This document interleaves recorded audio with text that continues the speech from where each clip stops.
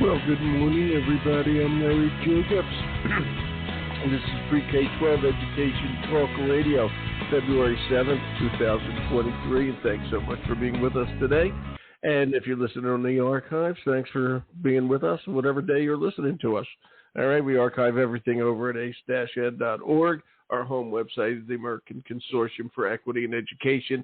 I always like to say our magazine is over there. It's our online journal, Equity and Access. This month honors all the COSN, that's our guest today, all the Equity Award winners we did. We had our Equity Awards. We gave out all of them, and every single person and every single company that won an Equity Award is honored in the issue. Please go over and check it out. Next year, maybe it'll be you or one of your colleagues or a company you work with. Okay, we'll give you plenty of advance. You can get notice. You can get all the nominations in, etc. But please check out everything we're doing over there. We got seltoday.org. We have our teacherretention.com and every podcast over there, as well as the magazine at ace-ed.org. And I slipped the tongue. We're talking to COSN today. All right, we're going to preview the Consortium on School Networking. We're going to preview their conference, which is coming up in the middle. Let me give you the exact dates. Okay, it's coming up March 20th to the 23rd in beautiful Austin, Texas. We hope you can go there, and we're going to learn all about it today and get you all excited about going over there and seeing what's happening with two special guests. Let me bring them on. I've got Michelle Sangara. Okay, Dr. Michelle Sangara, who's the Director of Academic Innovation at York University in Toronto, Canada. Hi, Michelle. It's Larry here. Hi, Larry. How are you? Oh, I'm fine. I have a hello for you today from my good friend Robert Martellacci. Oh, you know Robert. Oh, how wonderful. I know him well. Yeah, look at that. The world is a small place. It is. And I told him you were coming on the show. He got all excited. He said, make sure you say hello. So, and Robert runs Mindshare. Yeah. Yeah, he's a good guy, okay? And that's a good connection between you and I. And Holly, how are you today, Holly Doe? I'm good. How are you? I'm fine. Do you know where I am, Holly? Where are you located? Cornish, Maine. Oh, my goodness. I'm a Mainer like you. Wow. That's great. It is great. I'm going to have to look on the map now. Okay, come down to Cornish. We have some great places, and I'll see you when you're here, and I'll take you out to lunch. Sounds good. Okay. Okay, because we go up to Rockland where you are. Not today. The weather's still nutty here. Well, today's beautiful, but the weather's still nutty in Maine. But in the spring, we go up to Belfast a lot, right in your neighborhood in Camden and all that sort of stuff. Okay? Holly, while I make friends with Holly here, Holly Doe is the Director of Technology for Regional School Unit 40. Okay, which is the way we break down the districts, okay, in the mid-coast of Maine, Rockland, Maine, and a COSN board member. So, boy, it's great to know both of you. Hi, Holly. Hi, Michelle. Welcome to today's show. Happy to be here. Yeah, it's going to be fun. You. Okay. All right, so the COSN conference, okay, let me get the dates down again. Hold on. I just want to make sure I get it right. The COSN conference, March 20th to the 23rd. I got it linked here on the website, but it's at COSN.org. Okay, I'm going to let you guys talk about it. Michelle, how'd you get this job? Talk about it. Go ahead. Tell me what's happening. I was really excited, actually, and approached by COSN to be one of their two keynotes at the event. And it's really exciting for me. I work in systemizing innovation, Larry. So here in Toronto, but also in the public sector here in Toronto, working for the university system. But when you think of education, it exists everywhere, right? It exists in our homes, in our workplaces, in our schools, obviously, and then also in our higher education environments. And they seem to connect with some of my work around trying to bring connectivity to people doing cool things. What can we learn from each other? How can we do it in a streamlined way? Wow, it's great. And the theme of the conference is reimagine, redesign, renew. Okay, and when I saw that your title is Director of Academic Innovation, and then I read what the theme was, reimagine, redesign, renew, it kind of brought it together. What's your keynote address going to be all about? If you can give us a little hint. Sure. Well, first, the themes themselves, Larry, I think are really important. You know, we these terms get thrown around all the time, but really, when I think of those three words, I really think that at this level, with this kind of a conference, with these kinds of power and decision makers being present about education, it really gives me a lot of hope. It gives me a lot of hope that we're ready to have some of these bigger conversations about how we need to make some changes. You know, the world in the last couple of years has been pushed to a breaking point. A lot of our public systems have, health and education alike. So it's really exciting to have so many people, decision makers and strategic thinkers alike, you know, being in that room all together where we can start to have some of these conversations that I'm going to spark with my keynote, but they're going to be sparked all along those 3 days, Larry, and all the sessions. Well, you're going to get them going. I can already tell you're going to get them going, Michelle. This is pretty good. This is going to be great. And, you know, you are absolutely right. I mean, the world has changed. And I have to say, I've been in education for a long time now, okay? And frankly, education over the past 200 years hasn't changed that much, okay? Right. We need to start changing, all right? The paradigm needs to shift. And that's why I love working with COSN so much, because we're about networking. It's about connections. Yeah. It's about technology. All right. We're in the 21st century, and it's time to make a change. And if anything, the pandemic brought it to the forefront. So we do have to reimagine. We do have to redesign, and we do have to renew. And, you know, it's interesting. I was talking to somebody yesterday here on the show, and we were talking about the teacher shortage. You're going to love this one, Holly. Okay. Talking about the teacher shortage. And we were talking how hard it is to get people interested in a teaching career. And he said, a teaching career, he said, we're having trouble getting people interested in jobs because they don't want to leave their house. Okay? They're working at home more and more. A lot of people can't even imagine putting on a shirt and tie or getting all dressed up, you know, and going to work, getting in the car and commuting 45 minutes. And the world has changed. And schools have to reflect change in the world. Okay, because we're getting kids ready for a new era. All right, and that's a big responsibility. Okay, but the ed tech stuff and the networking is one of the ways we're going to be able to do it. Holly, what do you think of my brilliant speech just now? Well, as I was thinking about. And remember, Holly, I'm the host. I could cut you off at any second. Oh no, just kidding. No, I was thinking about the admin shortage too, and you know the IT team. Our shortages we're experiencing everywhere, and I was just talking. My husband's he's a network engineer, and he works from home. And there you go. Excuse me? I said there you go. We work from home. Yeah. He works from home, and they're having no thoughts of going back. So I think that added flexibility.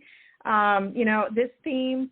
We kind of came to this. I'm one of the conference chairs for the conference this year, and I also worked on the conference theme last year. But we kind of came to this because we've been in that place where, you know, COVID was such a different environment, and we feel like we're coming out of it. But a lot of schools have made changes, and a lot of schools are right where they were. And in some ways, there's a little backtrack now of, well, you really can't work from home. You know, that doesn't make sense. I need you in the office. So, I think we are at a critical time of let's do that. Let's reimagine, redesign, renew, and think about these changes we need to make. Well, and you're both really picking up on one of those main conference. You know, Larry, you were asking what are the highlights that you're picking up. You know, in the title of the closing keynote I'm gonna be delivering is this word post-digital, right? Like building robust systems of innovation in a post-digital world. Like, what does that mean? Well, the world, you know, the digital age is kind of what we called the mid-20th century, which was that shift from the industrial model, which we all remember, and to informational. So from industry to information being a commodity. And it was really a large part of the digital age was about the economy and about how goods and services were changing in relation to technology coming out. Now we're in this post-digital phase, which is what we're interested in looking at here, and how I'm conceptualizing it, is the impact of that digital revolution on our social and cultural systems. So exactly what we're talking about. Technology existed. It shifted the way we lived. Now what? What has that done? How have some of our innate ways of being with ourselves and each other, species, how have they shifted in response to this information technology and the pervasive nature of it. And this is exactly what you're talking about in education here. This idea of, do we need to be in the same physical space with each other anymore? Mm-hmm. What are the values of being in the same physical space? And how can we start to look at teaching and learning as having different components, some of which we can take advantage of technology in certain ways, and potentially that looks like distance, time, and space being disrupted, and you don't need to be in the same physical space. And then leveraging technology in other ways to promote the connectivity that we experience in the same room. The whole thing is absolutely fascinating, and I'm going to ask you, you're Director of Academic Innovation. I love that title at Canada's York University. I do. Okay, and this is going to be one of the funnier questions I ask. What has been innovated lately? What are the innovations in academia these days? I'm asking that, and I'm not asking it kiddingly. I'm asking it seriously. No, okay? Absolutely. And yeah, we got to change things, especially in teacher education, which we can get into in a little while. But go ahead, tell me what's going on. You're going to open that Pandora's box, are you, Larry? You're going to open short part. You can open teacher education. The broad stroke, I'm gonna categorize it, because at York University, it is the second largest university in Canada. We're also one of the most diverse universities ethnically and socioeconomically in Canada, which means when you play in our sandbox, when you innovate here at York University, you are doing it with a really representative sample of folks all over the world.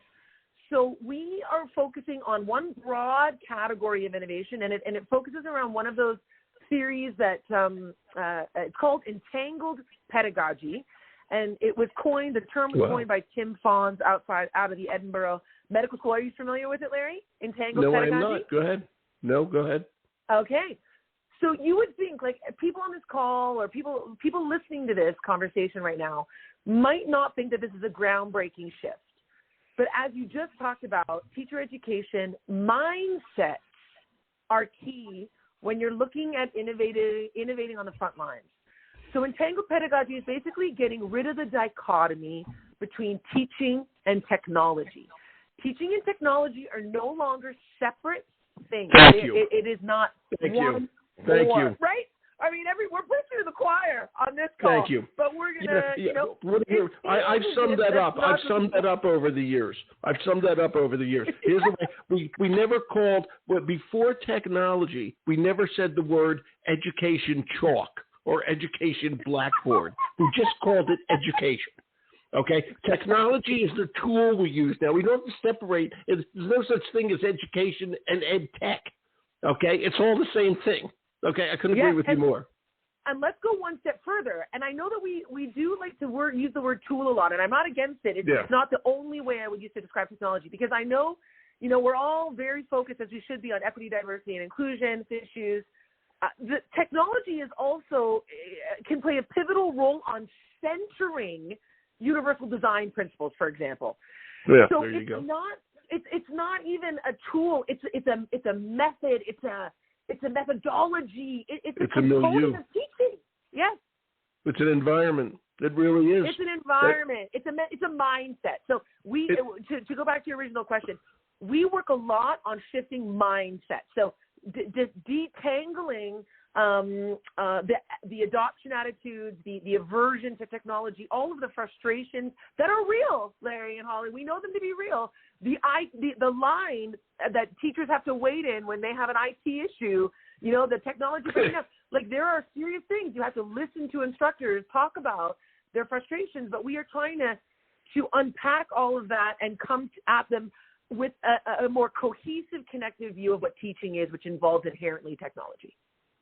Wow, Holly, you're one of the center points of the conference this year. You're on the conference board. How long have you given Michelle to do her keynote? Because it could be quite a while, and it's going to be very worthwhile. Yeah, I think she's like you said, the energy. I think we're so excited for this keynote because of the energy she brings. But I think what is it, about an hour, Michelle? So we have we're going to frame the conversation in 20, and then we're going to chat about it. And I say, you know what? There is a lot I'm excited about coming to this conference. This is my first time as well. I'm very excited. Everyone's just been amazing at COSN. But what I'm most excited about are all those offline conversations, all those conversations that happen around the water cooler, as it were, around a coffee station at a conference, as we know it. Right. I mean, you know, and the point is, Michelle Holly, I mean, you're really generating excitement. And this is the time of technology, okay, in education, okay? And we've been saying that for a long time, but the pandemic made a difference. And I'm telling you, this is the first real conference, the first real year we've had since the pandemic that people can really go and do and all that sort of thing. And the time has come. We have to make changes, which brings me over to Holly. We're going to talk about the conference in detail. But, Holly, when you look at Mid-Coast Maine, okay, which is everybody is Rockland and Camden, you know, all these touristy cool places, okay, that are over on the Mid-Coast. And please go to Belfast, which is outside RSU 40, but it's still one of my favorite towns. Okay. And, okay, is that okay, Holly, if I do that one? Can I push Belfast? You can push Belfast. I'll push Wiscasset and. I love Wiscasset. I love it. Damascus. Oh my God, I love this place. Okay, Reds, red seafood. Red seafood. Okay. Yep. Yeah, I know. I know. Red lobster rolls. I know. It's great stuff. But seriously, when you look at the mid-coast of Maine, and that's really a good typical part of the world. Okay, I know it pretty well. Okay, you're director of technology. Okay, what do you see happening with technology and the teachers and all that sort of stuff? You know, this is why the COSN thing is so important, because people are going to talk to Holly, and Holly's going to talk to a lot of people, and there's going to be a lot of interaction. What's happening in the RSU 40? Yeah, and so there's a lot happening, and I think one of those things is kind of that entanglement that Michelle talks about. We're seeing more and more of that really good entanglement where technology is being used in really, really amazing ways, and it's all about the pedagogy and what the teachers are doing in the classroom. So we don't just have a tech committee. You know, we have a technology and a curriculum group that meets and talks about these things and how they weave together. But, you know, we're really rural here. So we've got little 5 elementary schools. Some of those schools have less than 100 students. So it can be a challenge, you know, to get the internet and to the equitable issues that we have are challenges. So it's really nice when you go to a conference like this, you can share those stories, you can meet up with other people. This year, COSN for the first time at the conference is doing a rural school summit. So normally they do a large district summit every year on Sunday. This year, we're making sure that we are covering those rural and small schools as well. And that is so darn important. I have to say something. You said it before that your husband's an IT manager. He works out of the house. One of the things that's changed, okay, and this is so important, you know, for people to get jobs, okay, they would have to leave rural areas and go to cities in many, many cases, okay? But the world has changed. The world has changed. Okay, my wife's office is in Boston. I live in Cornish, Maine. She hasn't gone to Boston in the last 7 months. Okay, because everything's done remotely now. Okay, and it's the same thing for the kids I'm just using Rockland as an example. People can look it up on the map. It's on the coast of Maine. Okay, it's the same thing for those kids. Which, by the way, it's a very nice city. Okay, and those kids, that town can sustain its population because the work that can be done from anywhere these days. And that's an important thing, and that's an important thing for our schools to remember. Okay, things have changed. Things have changed. And again, the technology is at the core of it, okay, to me, all right? And so, you know, all the things that we're doing in technology in schools, all the things we're innovating, okay, are going to make all the difference in the world, you know. And so you're looking forward to the rural thing, and what else what are you looking forward to, Michelle, over at the COSN conference? Oh, well, like I say, I really am excited to have those conversations just off the books, as it were, in the hallways, things always take such the passion and engagement of educators and administrators, even in the education field, it never ceases to amaze me, Larry. So I'm really excited to be around that passion and see what kind of, you know, this is true to I guess you're really seeing how dedicated I am to innovation, because it's all about the emergent trends that are going to happen at the conference themselves. But of course, also my fellow keynote, Michael Horn, I can't wait to hear his talk on reinvention. It's going to be terrific. And actually, it brings up another thing since we're doing hands across the border today, okay, with Canada, U.S. All right. And I'm curious, when you look at Canadian education, okay, which you are very familiar with, Michelle, okay, then you look at American education, okay, although the countries are very close, okay, there is a difference. What do you see in terms of what's Canada bringing to the table? What's America bringing to America? What's the U.S. bringing to the table? Interesting question. And how do I how do I stay in the neutral waters on the answer to this question is the answer. I know. Who wants to stay neutral? Where's the fun in being neutral? Yeah. Again, my brother works in the healthcare sector, and I'm in education, and there are a lot of similarities here in Canada. They're both publicly funded, obviously, and more accessible. The Canadian system, I think, I want to take it back to teachers, because I really do believe, like, we always focus on the student, and the student is our primary concern. But if you don't, for example, if you think of parenting as well, if you don't think about the quality of your own wellness, it will negatively impact the life of your child the same way it would a teacher and a student. So I love to focus on the wellness of instructors, the quality of life of an instructor in the classroom, because that is going to inevitably positively impact the student experience. So in Canada, the salaries, for example, you can't look beyond what it means to have dedicated salary bands that are not poverty level, right? You're starting off with a livable wage. You have insurance here on top of the universal healthcare system. So instructors are not the burden I feel at times, and this is where I need Holly and you to give me the American perspective, but the burden I feel sometimes American teachers face, having to take care of themselves and their families while also caring for the students in their classrooms, I feel like it's an unrealistic expectation.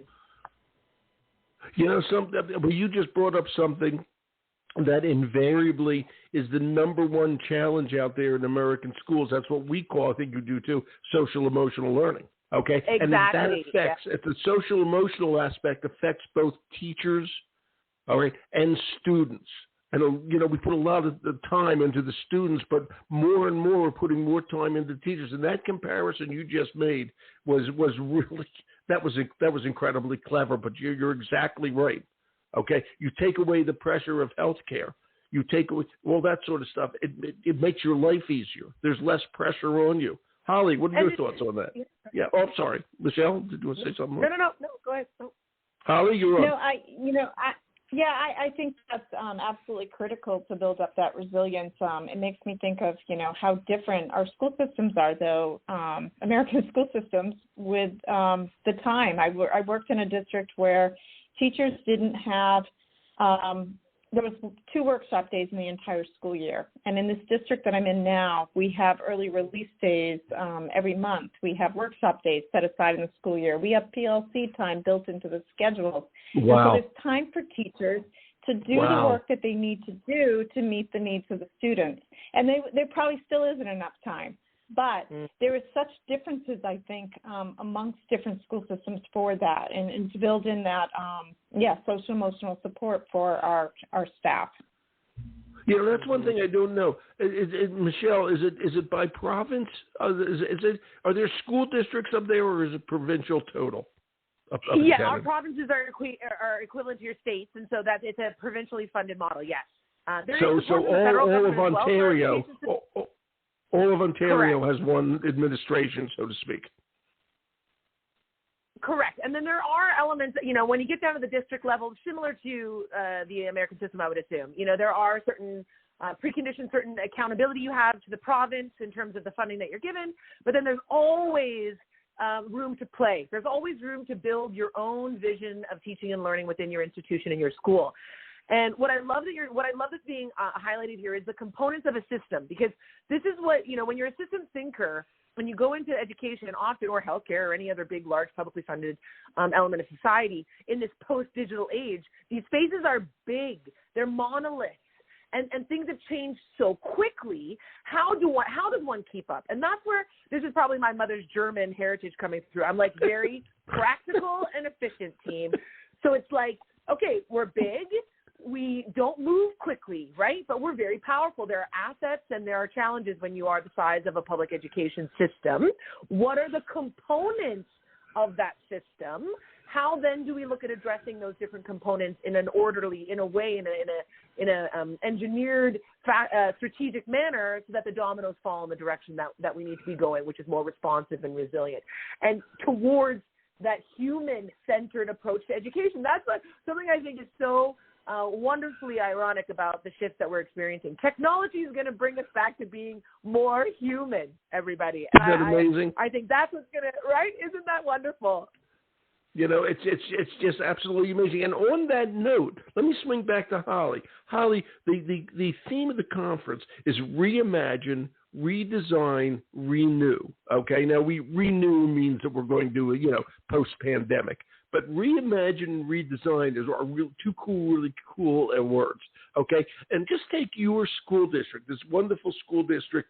Okay, on the Maine coast. For people who haven't been there, they should be. Okay, it's just great. When you think about reimagining or redesigning technology up there, a need for what the teachers need, what are your thoughts for the next year or two? What would be your dream thing to do?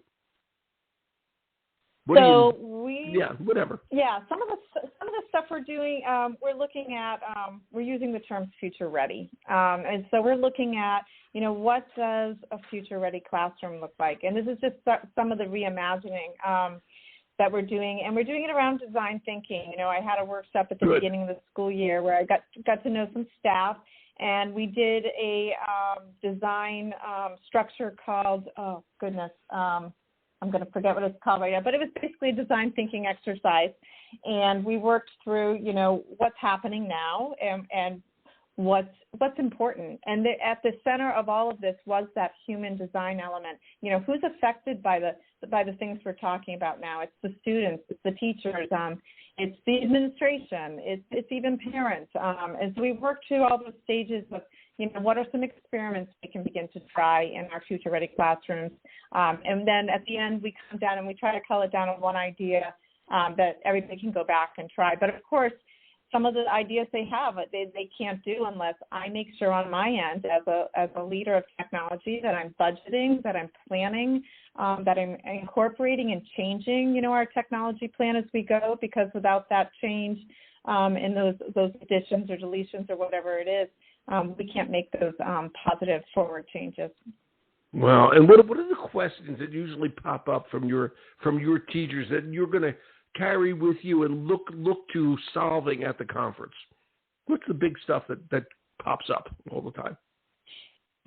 Well, a lot of stuff pops up, but just what first comes to your head? Because you go to the conference, there's a ton of exhibitors. There's all these, I can't think of the word, little meetings. I can't think of the word. Okay, what happens? Presentations. When I go to the conference, I think I'll be looking. I always look for that balance for myself of what I attend. That's I guess what I would consider more educational, and what vendors or partners I would talk to that are more on the education side of things, versus that whole thing that we all have to take care of, which is that cybersecurity and data privacy side of things. And so when it comes to the teachers in our district, I think a lot of the times, you don't want to stifle that innovation. You want to make sure things can happen in the classroom, but we're always coming back to that data privacy. And so for me, it's how can I communicate that well? What are other districts doing around this that I can explain that why to my teachers, that I can protect them without always having to, there's certain things I'll do with cybersecurity, but ultimately all of that is working towards supporting the educational piece of it. So. Wow. It's just, there's so much on your plates right now. It's just amazing. I mean, it's incredible. This is all the changes that we're going to see happening, for goodness sakes. It's just great. So are you going to have a good time? You ever been to Austin before, Michelle? I have. I was at South by Southwest eating and the music festival. I was there for the education South by Southwest, and the kicked it through to the music. So I'm looking forward to all the good barbecue. That's for sure. That's great. Have you ever been there before, Holly, to Austin? Only for planning purposes for this conference. So I'm excited to go back and try more food like the fest. It's all about the food. It's all about the food.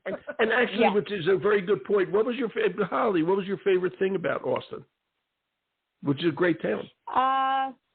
Well, so, and I hate to say this, so we got out to restaurants that were just really close, and I think that's what will be fun about going back is that I will have my peers around me, and we'll be able to kind of branch out further into the city. I haven't seen enough of it yet, but I'm excited to go back. You're going to love it, and anybody who goes to the conference is going to love it. You two really, you're going to bring a lot to this conference, and you're going to come back with a lot, too, and it's just great stuff. I got to thank you both for being here today. Thank you. This is great. I love meeting you both. Thank you so much. Always an amazing, wonderful whenever we get to speak with people who are as passionate about education as we need to be. This is one of those things that can change the world, right? Teaching and learning. Hopefully we will do that. Absolutely, indeed. And Holly, if you ever get down here to beautiful Cornish, Maine, let me know. I'll come visit. Yes. Okay, it's nice down here. It is. We're in the foothills of the White Mountain. You go up to the top of my road, you can see Mount Washington. Okay, that's how cool it is. Oh. It's great stuff. Yeah. Great stuff. Yeah. Okay. Thank you both, ladies. I'll be Take care. So, all right, thank you. Oh, you're welcome. Sisters at COSN. See you there. This was great. Okay, bye-bye. Bye. Bye-bye. Bye. Wow, what fun. What lovely ladies. Holly Doe from RSU 40 in Maine up in Rockland, which is a great town. Okay, and also really a great town. And Michelle Sangara from York University in Canada. She's the Director of Academic Innovation. Holly is the Director of Technology at RSU 40. We'll archive over at ace-ed.org. Thanks for listening. I'm Larry Jacobs.